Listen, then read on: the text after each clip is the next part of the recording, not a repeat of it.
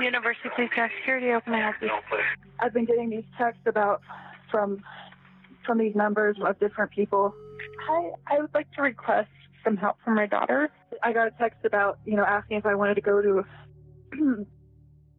his funeral, and I think they're trying to lure me somewhere. She started dating this guy, like a bad person. I don't want her to go there by herself and have something bad happen to her. Do you feel comfortable with him doing that? I know your mom was really concerned about it. I'm worried because I've been working with the campus police and I haven't gotten an update. So I'm dealing with a situation where I'm being blackmailed for money. And I'm concerned there might be an insider who's letting them know about the case. Trying to reach is not available. University of Utah, the 22nd of October 2018. Just after 8 p.m., 21-year-old Lauren McCluskey left her evening class early. As she walked back to her dorm, she was on the phone with her mother. It was a pleasant conversation. Lauren was chatty and happy. She was feeling positive, much better than she had been lately, and her parents were glad to hear it. By that point, she was already a senior, and although college could be stressful, she was making great progress on the assignment she was working on and was staying on top of her studies. Suddenly, her mother heard a scream. Lauren cried out again and again. "No, no, no!" Then the phone dropped to the ground, and Jill heard sounds that seemed like her daughter was being dragged away by force. And then, silence. Lauren's father, Matt, called 911. Hi, my daughter, Lauren McCluskey, was talking to her mom, and then she just started saying, no, no, no, no, no. And it sounded like someone might have been grabbing her or something.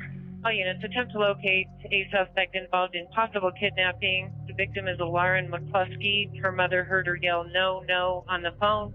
Then the line went quiet. Given the time Lauren had called her mother, she couldn't have been far from her dorm. But if someone had dragged her into a car, by that point she could already have been far away. And without her phone to track her location, they were literally racing against the clock. As everyone scrambled to get as many people involved in the search as possible, suddenly, a sound came through from the other end of Lauren's phone. Oh, someone's talking on her phone. Hello? But it wasn't Lauren. University Police. Hi, I just found a whole bunch of stuff spread out all over the ground and a phone that had an active call. I picked it up. Okay. This woman says... Yes, I was just on the phone with her parents. Okay. I'm having officers responding up that way. That cold October night, as police, reporters, and other students tried to figure out what was happening, Lauren McCluskey was nowhere to be found. However, a quick search of her name was enough to tell them everything they needed to know. And even more alarmingly, it became clear that the warning signs had been there for quite some time.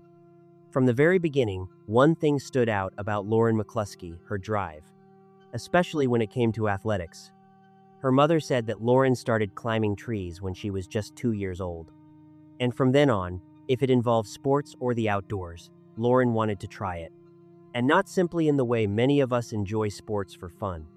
For Lauren, it truly became her whole life. She wanted to perfect her skills and be the best. Even from a very young age, she had an incredible sense of drive and determination. When she was 8 years old, her mother, Jill, entered her in 3 events: the 400-meter run, the high jump, and the long jump. Lauren didn't just win, she broke the records in all 3 events. A few years later, at the Junior Olympic Nationals, she finished in 2nd place. She never complained, even when the weather was terrible or training became especially difficult. And while many of her friends spent their weekends at home playing and relaxing, the fiercely competitive Lauren was pushing herself to the limit in training and loving every minute of it. Despite her boundless energy and constant drive to keep moving forward, Lauren's father said she was also a very sensitive person. She threw herself completely into everything she did, while at the same time thinking about things deeply and carefully. She quickly built a reputation that extended far beyond her small school. Her father, Matt, would often introduce himself to people, only for them to respond, "Oh, McCluskey? You're Lauren's dad." She also loved animals and volunteered at the Whitman County Humane Society, where she helped socialize cats to improve their chances of being adopted. The ambitious young woman was drawn to the University of Utah primarily because, unsurprisingly, it had an excellent track and field program. She enrolled on a full track and field athletic scholarship and chose communications as her major. One of the people Lauren met there, Diamond Jackson, described her as extremely smart and driven. She knew exactly what she wanted and how she was going to get it. She was dedicated to her church, her friends, and her family, and was determined to get everything she possibly could out of college. She ranked 10th on the Utah Utes all-time performance list in the pentathlon and maintained a 3.77 gigapascals as a communications major. As always, videos and photographs only reveal a small part of someone's character, just a brief moment in time. But one thing was clear: Lauren McCluskey was thriving. Let's go back to October 22nd. Hi, my name's Matt McCluskey. My daughter is Lauren McCluskey, and she went missing tonight, and we reported it to the University of Utah police. She's a student there. The campus was lit up by flashing police lights, with frantic activity all around. Around the same time Lauren appeared to have been abducted, students had heard gunshots. Shell casing and possible shots fired. Were the two events connected? At that point, no one knew for sure, but it was time to put the entire campus on lockdown. All evening classes were canceled. Everyone was told to stay inside, lock their doors and windows, and not leave until further notice. Calling about my daughter, Lauren McCluskey, that's missing. We do have officers on scene handling right now. We're actively looking for her. We're doing everything we can to track her down. Campus police and Salt Lake City police began reviewing their logs, and there was a long list of incidents Lauren had previously reported to them. Over the past few weeks, she had called them more times than anyone could count. Her ex-boyfriend had been stalking her, harassing her, and threatening her with extortion. Fake numbers, following her around campus, even bizarre disguises. It had all been documented, but no action had been taken. Lauren and the people who knew her were afraid for her safety. And the first person her family and friends told police they needed to find immediately was her ex-boyfriend. The University of Utah posted his description on Twitter. A black male, 37 years old, 6 feet 3 inches tall, weighing around 250 pounds. He was last seen wearing a gray beanie, black pants, white shoes, and a white hoodie. A massive manhunt was now underway. Lauren first met Shaw Fields on September 1st at a bar where he worked as a security guard. The two immediately hit it off. Lauren gave him her number, and they arranged to go on a date the following day. Shaw was enrolled at Salt Lake Community College and also worked part-time at a call center. Lauren's friend Regina said it all seemed like a fairy tale. Everyone was so happy for her. Lauren had truly been swept off her feet. Flowers, nice dates. He was kind and wanted to get to know all of her friends. He even made an effort to talk to people Lauren herself didn't know, other students who lived in the building. But Lauren's honeymoon phase quickly came to an end when Shaw began showing a more controlling side. At first, he would constantly call her and get a little annoyed if she didn't answer. Eventually, that turned into demands that she pick up the phone within just a few rings, wear clothes that covered more of her body, and he even gave her pepper spray because he was convinced other men might try something with her. Then he started talking about guns and how he wanted Lauren to keep one in her dorm room. That made everyone around her uncomfortable. Her friends began noticing that 21-year-old Lauren was withdrawing into herself, becoming increasingly distant and anxious. They didn't want to take any chances. And one of her friends, Diamond, who worked with the campus housing team, decided to take things further. Diamond sent an email to her supervisor about Shaw. And almost immediately after that email was sent, Lauren discovered something that completely shook her. She found Shaw's ID. He was not at all who he claimed to be. 28-year-old Shaw Fields was actually 37-year-old Melvin Rowland. But there was something even worse. When Lauren searched his name, she discovered that he was a registered sex offender. In 2003, he was charged with rape and with using the internet to entice a 17-year-old student. At the time, he was enrolled at a university and was allowed to continue attending classes while wearing an electronic monitor. But detectives and prosecutors understood that going to trial would be too traumatic for the victim. So a plea deal was reached. Melvin was convicted of enticing a minor online and attempted forcible sexual abuse. He served time from 2004 until 2013, but after his release, he violated his parole several times and was sent back to prison. One of his parole hearings was recorded. The recording offers a chilling insight into Melvin's past, his state of mind, and just how many women he had affected over the years. They didn't tell me how many victims you have, so I'd like you to give me kind of a idea of what we're looking at victim-wise. I would say every female that I came across dating or met on the internet, I'd say every woman I've met or that I came across, that I used my manipulation tactics to get what I wanted. Mm-hmm. So how many did you out and out rape, like the one young lady? Well, not like that, but me being a womanizer, you know, I use other tactics to get what I wanted with them. I'd say some similar, so I'd say two. Two others? But I see it in general just how I manipulated and used women in general. How many women in general did you convince to have sex with you by manipulation? I got locked up at 22, and my sexual experience, I'd say about 50. Okay.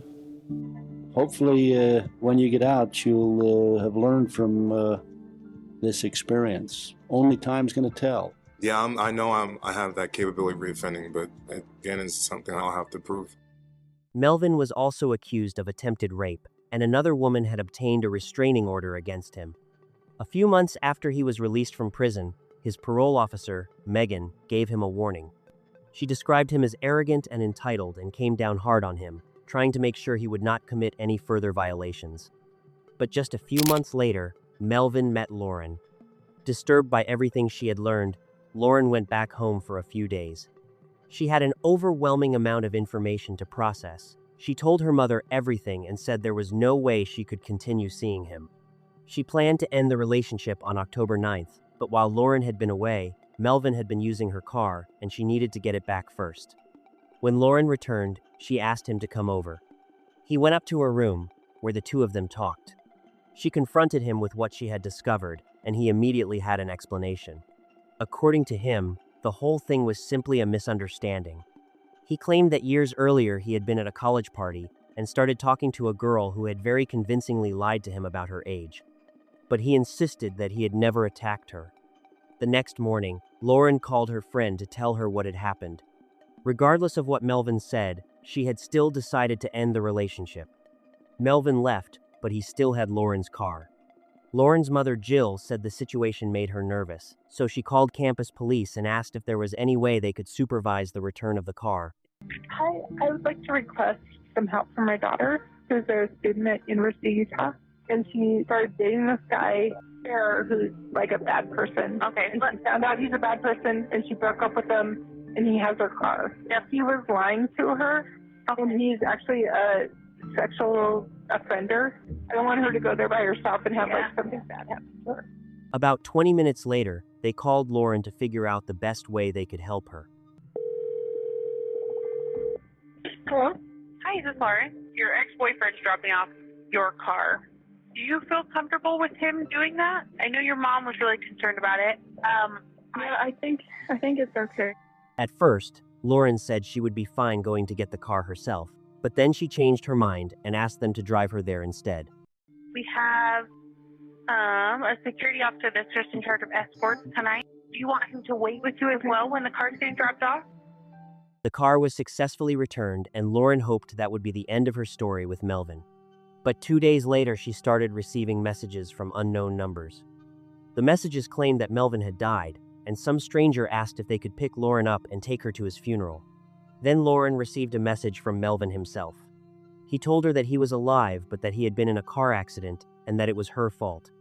Lauren blocked the numbers and called campus police again. I've been getting these texts from these numbers of different people. They were saying that he was in the hospital and then saying that that he passed away. But then I got a text from him and if he seems to be alive. I got a text about, asking if I wanted to go to his funeral. And I think they're trying to lure me somewhere. Have you asked them to stop texting you? I have not, but I've I've blocked a few of the numbers already. All right. I will send this through an officer to give you a call. Is that okay? The dispatcher told Lauren that an officer would call her, but that call never came. The next morning, Lauren called again. When she woke up, she found more messages waiting for her. But this time, the situation was far more alarming. So, I'm, dealing with a situation where I'm being blackmailed. Someone claimed to have intimate photos of Lauren, as well as photos of Lauren and Melvin together. Unless she paid, they threatened to distribute the photos across campus. Melvin then texted Lauren and told her that he had received the same message too. Lauren was almost certain that either he or his friends were behind it, but understandably, she was scared. She sent $1,000 through Venmo to the mysterious person. The person then demanded more money, so Lauren sent another $1,000. Unhappy with how the officers had responded to her calls, Lauren went to the police station in person with her friend Alex. According to Alex, it was difficult to convince the officers that the situation was truly serious. They told Lauren that it was probably just a scam message. Considering how common messages like that are, it wasn't an entirely unreasonable assumption. But Lauren explained that her ex had been using fake IDs, was a registered sex offender, and had access to campus. Everything pointed directly to him. Lauren filed an official report and was told that someone would contact her by Tuesday. It was Saturday at the time, so she still had several days to wait. Her case was assigned to an officer who was not working at the time, Detective Kayla Doof. However, Kayla's commanding officer told her not to come in, so she followed his orders. No one searched Melvin's name in their system or looked deeper into his criminal history. None of the information was passed along. All of his previous charges and parole violations went unnoticed. The messages kept coming, and Lauren grew increasingly distressed that no one seemed to be taking her seriously. At 5:45 p.m. that same day, Lauren walked past the campus police station and called 911 to speak with Salt Lake City Police. I've been blackmailed for money. Let me go ahead and get you over. University Police will probably take the case then. Just one sec. I've talked to them already. I just wanted to call you as well.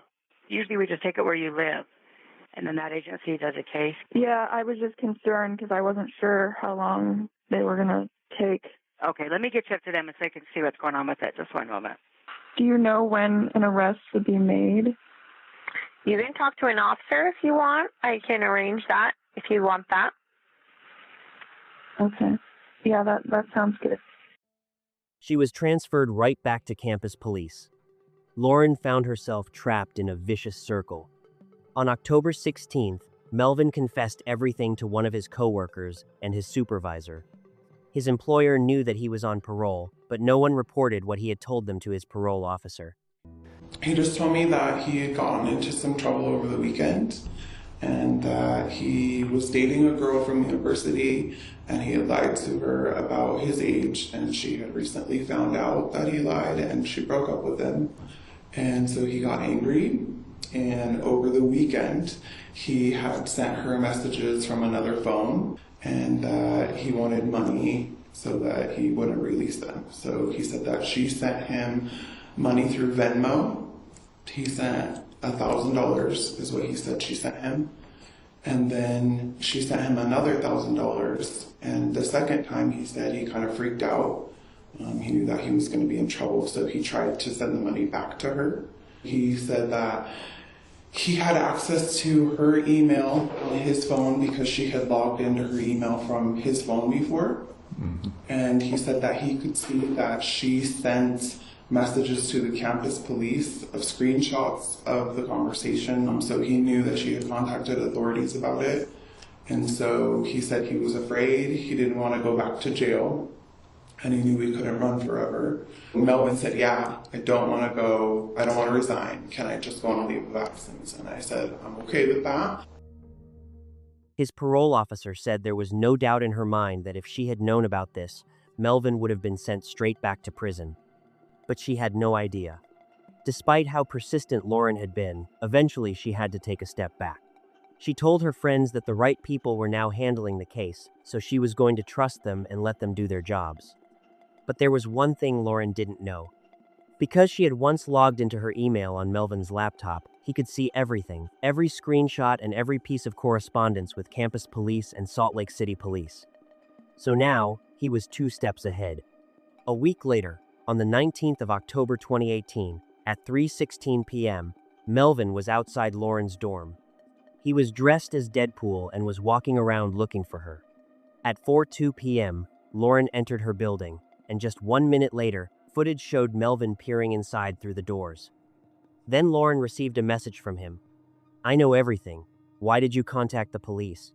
Frightened, Lauren and her friend Alex called Salt Lake City police again. Worried because I've been working with the campus police at the U, and last Saturday I reported, and I haven't gotten an update. So the case, it involves extortion, and those people are still reaching out to me. But someone contacted me today, someone who was harassed, and said that they know everything about the police. Okay. So you already spoke to the campus police? Yes, they haven't updated or done anything. And what prompted you to call Salt Lake City police? Well, I thought it was weird that there are people who know about the entire case, and the harassers seem to know about it more than me. And I'm concerned there might be an insider who's letting them know about the case. Okay. With something like that, you would want to contact the campus police back and ask to speak to your detective. How did he know all of this? Lauren couldn't understand it. Was someone inside the police department feeding him information? She was once again referred back to campus police. Detective Kayla Doof apologized and said she hadn't had a chance to review all of the material yet. Lauren had to go through everything from the beginning again, and Kayla asked her to put all of the information together in a single email. So, just after 7 p.m., Lauren sent her the email. She told her mother, Jill, that by that point she felt like she was becoming a nuisance to everyone and was only inconveniencing the campus police. Jill replied, "This is their job. You're allowed to ask for help, and they should be helping you." October 22nd arrived. At 6:06 that morning, Melvin left his apartment and, using a friend's car, drove to Lauren's building, which was about 20 minutes away. He parked and began walking around outside the building. Shortly before 9 a.m., Lauren received a message from Deputy Chief Rick Mlenin, who was also working on her case. Finally, she thought, some progress. The message said she needed to come to the station immediately. There was something important she needed to see. But the more closely Lauren read the message, the more she noticed that something was wrong. The spelling and grammar, even Mlenin's name, were incorrect. The message didn't look like the previous correspondence she had received from the police. Instead, it closely resembled the messages Lauren had been receiving in connection with the extortion, as well as the messages from Melvin. And unsurprisingly, it was soon discovered that the number the message had come from did not actually belong to the deputy chief. Lauren was simply told to ignore it. But no one tried to determine where the message had actually come from. At 9:11 that morning, Lauren left her building with her schoolwork in hand, ready for a day of studying and practice. A few minutes later, she arrived and began her day with a counseling session, where she had also been talking about everything that was happening to her. Just after 10 a.m., Lauren went to class. At almost the exact same time, Melvin entered the campus. Lauren narrowly missed him. But for the next several hours, Melvin walked around campus looking for her. By around 2 p.m., Melvin was already inside the building where Lauren lived. He left briefly, then returned. This time, another student, whom Melvin appeared to be friendly with, led him inside.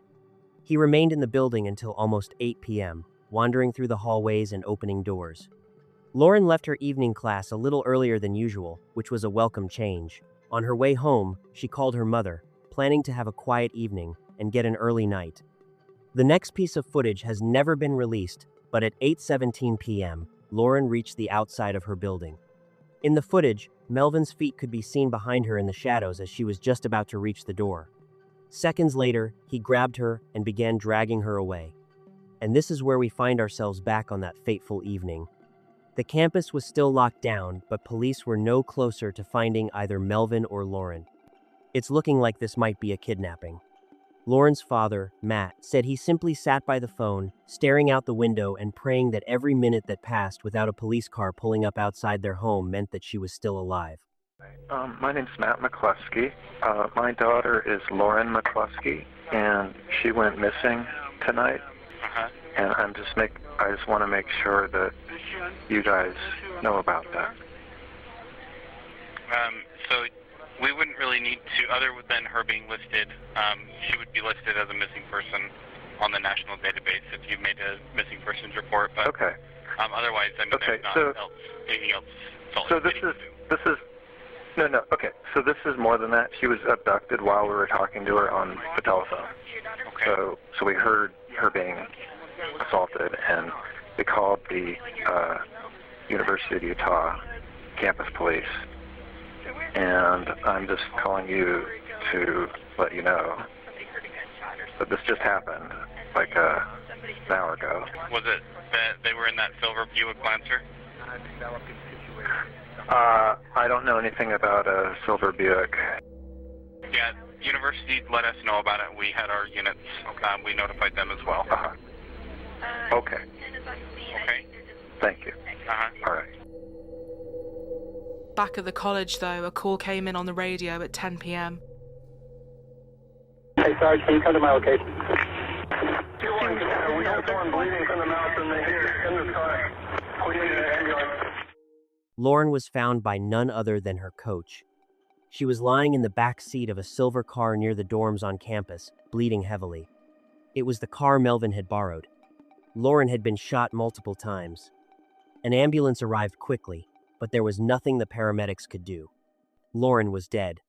Roland confronted Lauren, who was on the phone with her mother, in the parking lot right outside of her residence hall where we had viewed him on camera several days prior. In the altercation, she dropped her cell phone and her belongings. He dragged Lauren to a different spot in the parking lot where he forced her into the back seat of a car.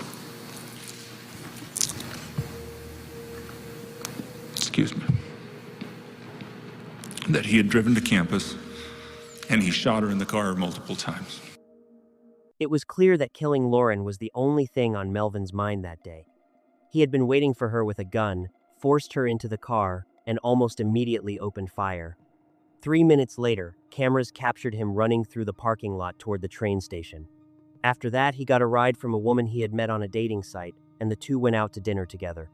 He eventually ended up at her home, where he took a shower. She then dropped him off at a coffee shop. Not long after that, the woman saw news reports about the shooting and the massive manhunt that followed. Of course, she recognized him immediately and called the police. Finally, law enforcement got a positive identification on him and spotted him on the streets. They chased him on foot to a small church. Melvin broke the lock and forced the door open to get inside. My officers are chasing your suspect in the shooting. They're in a foot pursuit right now. Once the police entered the church, they found him. We have the suspect inside the church. It looks like he has a self-inflicted gunshot wound. Melvin Rowland was found dead on the floor from a self-inflicted gunshot wound. He had borrowed the gun from an acquaintance, telling him that he wanted to teach his girlfriend how to shoot. Police in Salt Lake City, Utah say the man accused of shooting and killing a student at the University of Utah last night has taken his own life. Investigators say 37-year-old Melvin Rowland's body was found at a church in the city's downtown area. They were chasing him on foot. They chased him to this location after making entry into the church, and officers then coming shortly thereafter and clearing the building. They found our suspect deceased in a room in the church. The university identified the victim as Lauren McCluskey from Pullman, Washington. Police say McCluskey had previously been in a relationship with Rowland. They'd gotten into a dispute earlier in the evening. The campus was placed on a temporary lockdown, which was lifted shortly after 11 p.m. Coming to a college, you never want to be in a situation like this, especially in there's more and more every day, but this is insane. Rowland was not a student at the university, according to police. He's currently listed on the Utah Sex Offender Registry for a 2004 conviction involving a minor. The news spread like wildfire across the campus, and Utah's athletic director delivered a heartfelt statement and an emotional tribute to Lauren. I don't really have any words. My heart and our entire department goes out to her family, who I've been texting with her mom. You know, we're blessed every day, educators and then in my role as director and all the coaches and staff, to be around an elite group of students and student athletes.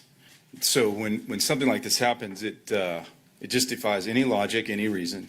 I mean, every single counselor that the university had showed up this morning, and there were some hugs and words, and you know, they're trying to figure it out. Their kids. This doesn't make any sense.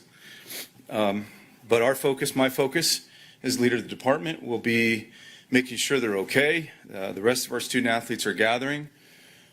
You know, we're not one team. I mean, we're not 20 teams. We're one team, and so we'll work really hard to make sure that they're okay. We'll honor her. We'll figure those things out. So we'll get through this. These are strong young people. They're resilient, and we're going to just do everything the rest of the year in Lauren's memory. Thank you. Lauren truly did everything she possibly could. Despite the fear and the feeling that she was facing all of this alone, she carried herself with incredible grace and strength throughout it all. Melvin had been hired by a security company that did not have the proper license, and none of the violations his supervisors knew about were ever reported to his parole officer. Lauren trusted the system, but the system still failed her. Unbridled tears as students mourn a star athlete shot dead by her ex-boyfriend. We'll always miss her, and we'll always love her. She was an amazing, genuine, and caring person, and she will be really missed. In the aftermath of this tragic and entirely preventable case, 2 separate investigations were conducted. One was carried out by the State Department of Public Safety. It focused on Melvin and how he had managed to use fake IDs, violate the terms of his parole, and avoid consequences for other similar violations. The second investigation was commissioned by the university itself. It was intended to determine how Lauren's numerous reports had been handled or, in reality, not handled. It was ultimately determined that the officers who logged her reports had failed to respond to the situation appropriately. It is very important that our students know that I have confidence in our Department of Public Safety, and that our students and staff and faculty should not hesitate to reach out to our department as needed. I want to be clear that safety on our campus is a top priority for me and for my administration. This report does not offer us a reason to believe that this tragedy could have been prevented. During a press conference, University President Ruth Watkins stated that, in the university's view, the tragedy could not have been prevented. The statement left Lauren's friends and family completely stunned. Lauren's friend Diamond, who had worked for the university herself, was outraged. In her view, everyone was simply trying to shift the responsibility and accountability onto someone else. She said, "These parents lost their child. She is gone, and you still have the audacity to try to cover your own asses." Detective Kayla Doof, who was in charge of Lauren's case, was ultimately fired. Another case also came to light, in which she was accused of failing to take appropriate action to help another student. A former University of Utah detective who was warned about her handling of the Lauren McCluskey case and fired over her handling of another case now has a new job. She unanimously lost her appeal against her dismissal, but even after that, her career in law enforcement did not come to an end. She was later hired by the Weber County Sheriff's Office, where she was once again given the opportunity to work in law enforcement. For many people who had followed Lauren's case, the news raised serious questions. By that point, the circumstances surrounding how campus police had responded to Lauren's repeated reports had already become the subject of intense criticism and separate investigations. But the problem appeared to extend far beyond one individual case. Following Lauren's death and the public attention that came afterward, new complaints began to emerge from other people who described their own experiences with campus police. Again and again, similar allegations began to surface. People claimed they had contacted law enforcement about stalking, threats, violence, and abuse, but did not always feel that their reports were treated with the seriousness the situations demanded. Some of them had gone to the police specifically because they were afraid for their own safety. They expected officers to listen to them, assess the potential danger, and take whatever action was necessary. And now, after it became clear just how many times Lauren herself had tried to get help before her death, every similar complaint raised even more questions. Because Lauren had not stayed silent either. She called. She went to the police in person. She explained what was happening. She provided information about Melvin, told them about the extortion and harassment, and repeatedly tried to make it clear that the situation was becoming increasingly dangerous. That was why these new complaints became increasingly difficult to dismiss as isolated, unrelated incidents. They added to growing concerns about how campus police at the time responded to reports involving stalking, domestic violence, and interpersonal violence. Gradually, Lauren's case became about more than simply investigating the actions of Melvin. More and more attention was being directed toward the system itself, the decisions that were made after Lauren asked for help, and the opportunities that may have existed to intervene earlier. But even then, the story was not over. Because as further investigations continued, new details began to emerge about what had been happening inside the police department at the same time. Lauren was desperately trying to get someone to help her. And one of those details was particularly disturbing. Until then, many of the biggest questions had centered around why more had not been done. Why had the information not been properly investigated? Why had Melvin's criminal history not been discovered in time? Why had Lauren's repeated reports not resulted in a faster and more serious response? But now, this was no longer simply about possible mistakes, delays, or the mishandling of her reports. One of the investigations uncovered something of an entirely different nature. A detail that made an already tragic story even more disturbing. Because while Lauren was trying to convince law enforcement that the threat against her was real, she had also provided them with extremely private material as part of the evidence in the extortion investigation. And later, serious questions emerged about how that material had been handled inside the police department itself. What investigators discovered next would trigger another wave of outrage surrounding the case of Lauren McCluskey. Published today, an investigation by our content partners at the Salt Lake Tribune uncovered that days before Lauren McCluskey was killed, Miguel Darris, one of the campus officers assigned to investigate her being blackmailed over explicit photos, showed off at least one of the images to a male coworker and bragged about getting to look at them whenever he wanted. According to the Tribune, the university confirmed that information. Darris is currently working for the Logan Police Department. Today, they posted on Facebook about this report, saying in part, "We are very concerned about this allegation and are starting our own internal investigation to determine the facts. At the end of the investigation, we will take whatever action is appropriate based on the facts we discover." And also tonight, the University of Utah releasing a statement in response to the article and said after an internal affairs investigation, they, quote, found no evidence that a former officer had bragged or shared any image from the investigation that wasn't considered a legitimate law enforcement reason. In June 2019, Matt and Jill McCluskey filed a $56 million lawsuit against the university. And in October 2020, the University of Utah accepted responsibility and acknowledged that Lauren's murder could have been prevented. The university agreed to a $13.5 million legal settlement. Ruth Watkins stated, "The university acknowledges and deeply regrets that Lauren's case was not handled as it should have been, and that at the time, our employees failed to fully understand Lauren's situation and respond appropriately.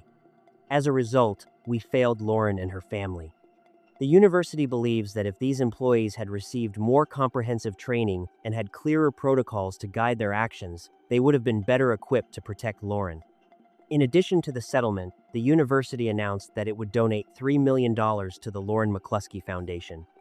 And that brings us to the many ways Lauren's memory continues to be honored year after year. The Lauren McCluskey Foundation was created by her parents.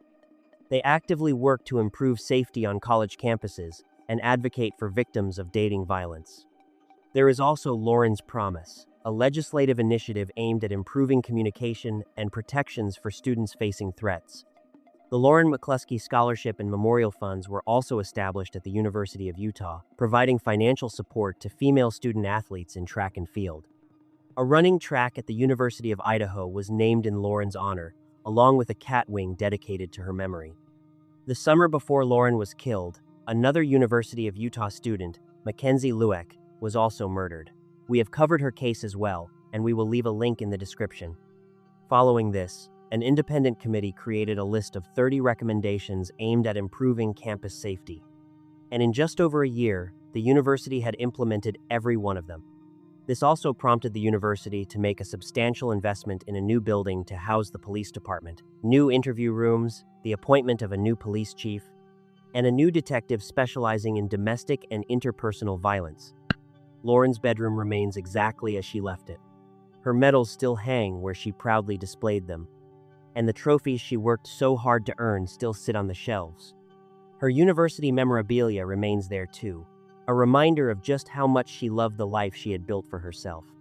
Her room has become a moment frozen in time, one that never had the chance to move forward.